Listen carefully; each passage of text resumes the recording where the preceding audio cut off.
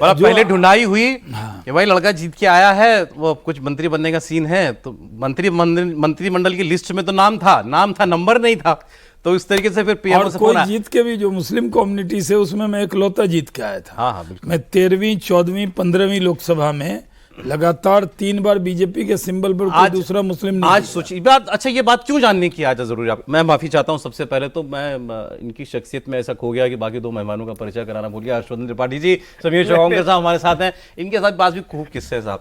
अच्छा तो आज मोदी जी ने क्या कहा? मोदी जी ने कहा अपने सांसदों से, भाई देखो टीवी वालों को कुछ मिल नहीं रहा है बहुत मसाला, तो कुछ भी चला रहे हैं कि ये बनेगा सांसद, मंत्री बनेगा, वो मंत्री बनेगा, क्या फोन भी अगर कहीं आए तो पहले 2 बार कंफर्म करना कि सही जगह से फोन है ना, कि तुमसे कह दे कि हाँ कल आ जाओ शपथ लेने के लिए और तुम पहुंच जाओ।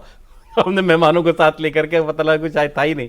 तो वाकई फोन जाता है लोगों को, जैसे इनको गया कि कल आना है, कल शपथ है तुम्हारी, कल तुमको मंत्री बनना है। अभी वही समय चल रहा है, इसलिए हमने देखिए इस पर क्या लिखा है, चीफ सिलेक्टर प्राइम मिनिस्टर।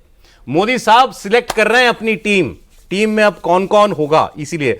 और चूंकि ये गठबंधन सरकार है, गठबंधन सरकार में ये वाजपेयी साहब के जमाने में ये भी रहे 2 बहुत टावरिंग लीडर्स, अटल बिहारी वाजपेयी जिनके साथ इन्होंने काम किया, और नरेंद्र मोदी जिनके साथ अब वो जो अपनी नई टीम सिलेक्ट करने वाले हैं। तो कैसे टीम सिलेक्ट करती है प्रधानमंत्री के साथ, और जिसका इतना बड़ा ऑरा हो दोनों नेताओं का था, काम करने का क्या अनुभव रहता है। शाहनवाज साहब से अब हम ये सारे किस्से जो आज हम जानेंगे। सर एक आध किस्सा कोई हो जाए।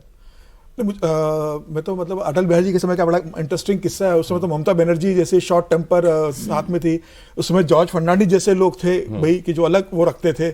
उस समय प्रमोद महाजन जैसे थे जो सब चीज़ों को मैनेज करते थे, भाई गठबंधन बना रहे हैं। ममता बनर्जी की बड़ा इंटरेस्टिंग किस्सा है अटल जी के साथ। और 2 बंगाल के अंदर जब कम्युनिस्ट की सरकार थी तो ममता बनर्जी के कुछ कार्यकर्ताओं के साथ मारपीट हो गई, मार दिया गया। तो ममता बनर्जी उनकी हड्डियों को लेकर पहुंच गई थी अटल बिहारी वाजपेयी के पास। अच्छा कि ये देखिए मारा है, आप बंगाल की सरकार को बर्खास्त करो। अटल जी ने कहा भैया आप आडवाणी जी से मिलिए। अटल जी ममता जी से दूरी बना के रखते थे, वो उनको लगता था कि ये मेरे मतलब बस की नहीं है, तो प्रमोद जी से सुनेगी या आडवाणी जी से सुनेगी। उन्होंने कहा आप आडवाणी जी से बात करो।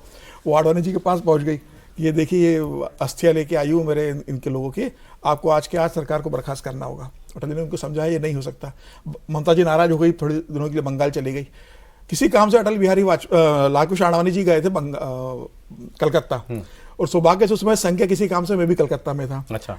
आडवाणी जी ममता से मिलना चाहते थे। ममता से कहा कि आप संघ कार्यालय केशव में आ जाओ, अपने यहाँ मिलते हैं। अब ममता जी संघ कार्यालय आ नहीं सकती, ममता जी का अपना एक वोट बैंक रहा है। तो बाद में मैसेज आया, अटल जी लाल कृष्ण आडवाणी जी इंतजार कर रहे थे, तो अटल जी लाल कृष्ण जी के पास मैसेज आया कि ममता जी पास के कैफेटेरिया में जाके बैठी, आप वहाँ आ जाइए बाहर। अच्छा। अब लाल कृष्ण आडवाणी कैफेटेरिया जा नहीं सकते, देश के गृह मंत्री उस स्थिति में। आडवाणी जी बोले भाई मैं कैफेटेरिया नहीं सकता, उन्हें बोलिए यहाँ मिलने आ जाए। तो बीच में जो संघ के स्वयंसेवक कोऑर्डिनेट कर रहे थे वो ममता जी के पास गए कैफेटेरिया। उन्होंने कहा कि भाई वो नहीं आ पाएंगे, आप वहाँ चलिए। तो ममता जी गुस्सा हो गई, बोले मुझे नहीं मिलना, मैं दिल्ली जाके बात करूंगी, मुझे नहीं आना संघ कार्यालय। तो वो गुस्से में चली गई। फिर बाद में अटल जी ने उनसे फोन किया, बात की। तो ममता जी जैसे शॉर्ट टेम्पर महिला उस समय कोई हैंडल करना, और उस समय तो नीतीश कुमार भी थे, हालांकि जॉर्ज फर्नांडिस थे। हाँ, बीच में उन्होंने सरकार छोड़ भी दी। सरकार छोड़ भी दी। लेकिन देखिए आज चंद्रबाबू नायडू और नीतीश कुमार भी थे। बिल्कुल, क्योंकि देखिए चंद्रबाबू नायडू 98-99 में अच्छा ये बहुत महत्वपूर्ण। अरे सर